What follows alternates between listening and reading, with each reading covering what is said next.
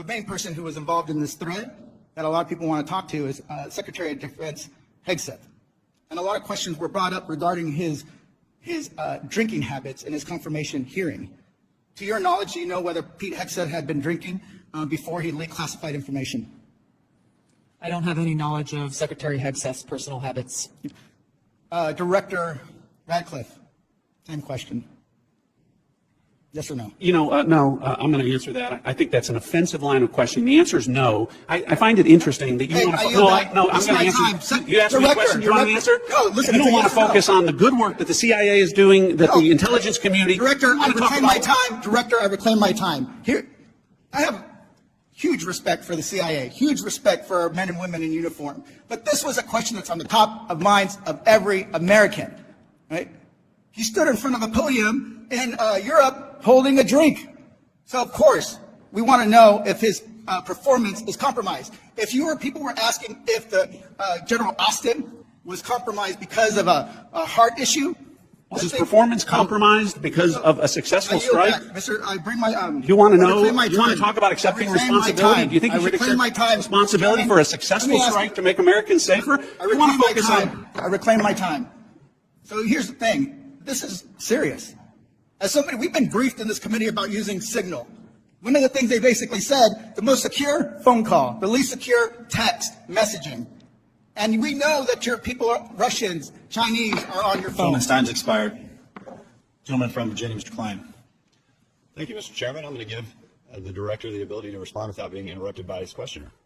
I appreciate that, Congressman. I guess, just a general reflection here, again, that for the last 2 days, members of the intelligence community have been asking questions about a Signal messaging group and not asking questions from Democrats either in the Senate or the House on China, Russia, Iran, and the real threats that are going on to the United States. And you can say that you care about the good work that agencies are doing like the CIA and that you care about the 140 stars on the wall.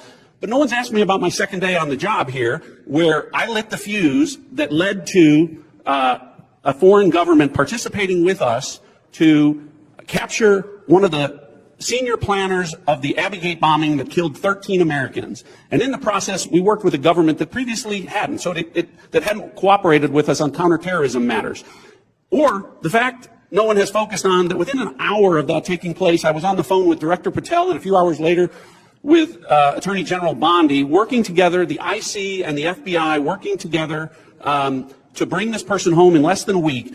Unprecedented success for the intelligence community and the law enforcement community.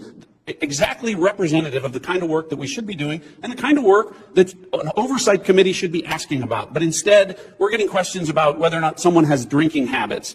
I just wish in an annual threats hearing where the American people want to hear about threats, that's what we would be talking about. Thanks for the opportunity to clarify. Absolutely, Director. I want to thank you and all the people who work with you and all the witnesses and men and women, the brave men and women who are putting their lives on the line each and every day for this country. And to the military as well, we are grateful, and we recognize the sacrifice and dedication.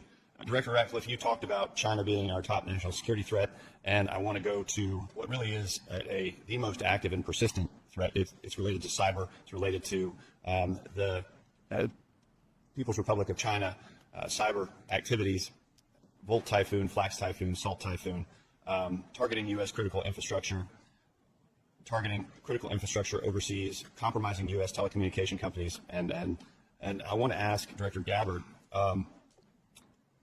there are also regular compromises of government networks in the defense intelligence space. The Chinese are acting with impunity and targeting the United States. Clearly, the last administration had no effective deterrent strategy.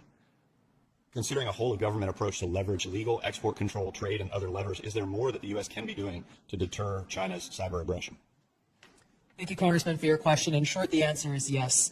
Much of that relies on our intergovernmental planning and operations, but also very closely integrating with our private sector partners.